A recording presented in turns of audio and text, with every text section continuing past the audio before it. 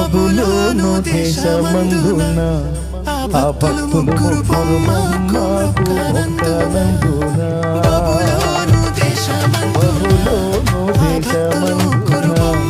ఆ భక్తులు ముగ్గురు పట్టి బంధించి రాజు అగ్ని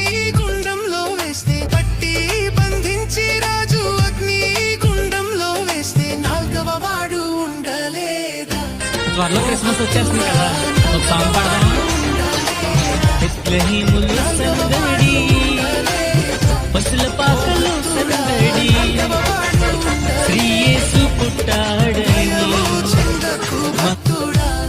ఈ మాయలోక ఛాయను చూచినప్పుడు మీరు నాకు ప్రజలయందురు, నేను మీకు దేవుడనయందును.